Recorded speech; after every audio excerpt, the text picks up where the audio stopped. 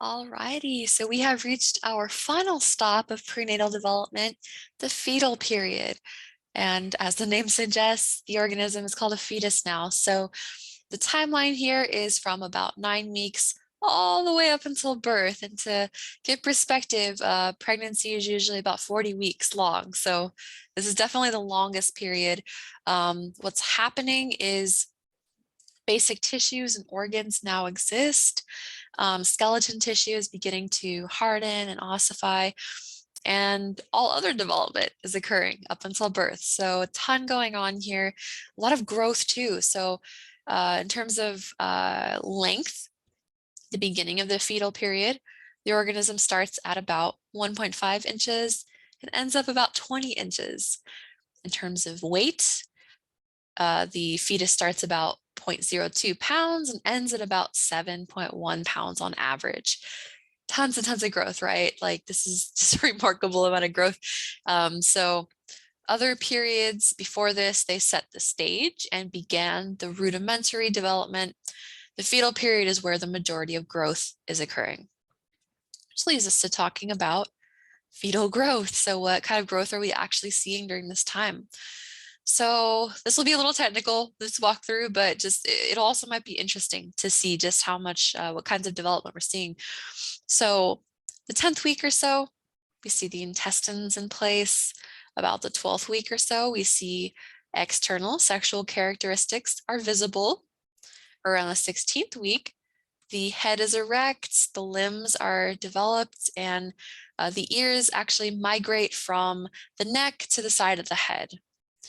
Around the 5th month, the nerve cells are fully developed.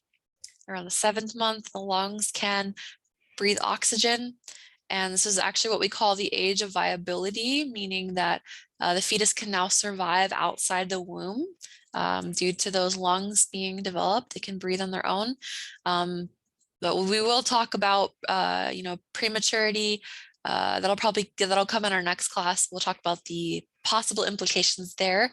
If they're born a little too early, even if they are at this age of viability. Also around 7 months, the eyes starting to open and even responding to light. And around the 8th month, the folds of the brain are present. It's not listed here, but around the 9th month is when the brain is even more wrinkled. And the last few weeks, the fetus doubles in weight. So ton of growth occurring, right? This kind of gives you a little overview of everything.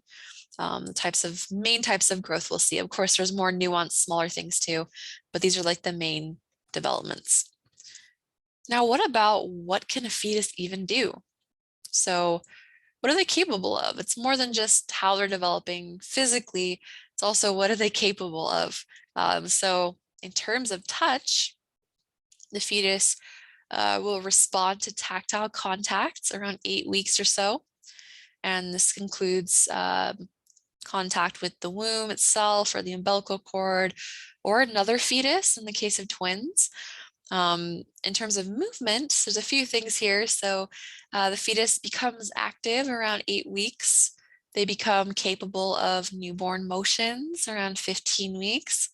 And they become big enough for the mother to actually feel their movement around 5 months. So this is the period when mothers will start calling people over, the father, the family members, to feel her tummy, to feel the baby moving, because it is for lack of a better word, feelable at this point.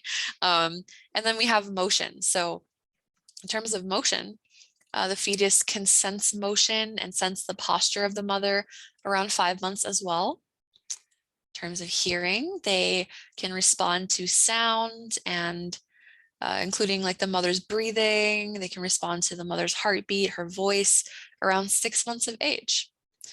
For sight, their eyes can open and respond to light about 7 months, which we briefly talked about in the last slide.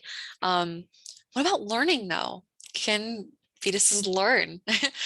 So research suggests that human fetuses actually can learn through their senses, through their hearing and smell and taste.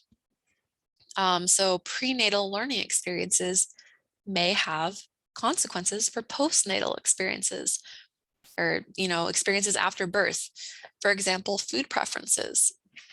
Sometimes or oftentimes the foods that the mother is consuming, the baby might end up preferring it once they're born, once you start having solid foods, 4 to 6 months outside of the womb.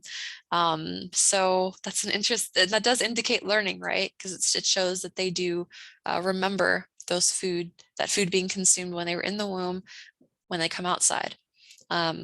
Also distinguishing the mother's voice from others. It's another form of learning, right?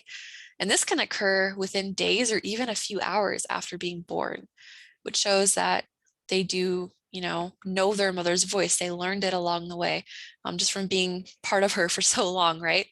And that just scratches the surface. So I actually have a really good TED Talk for you to watch next, about 15 minutes or so. And it talks a lot more about the learning that occurs with fetuses. It's really, really fascinating. So make sure you are watching that next. It can go into way more detail than I just did. So that is it for the fetal period.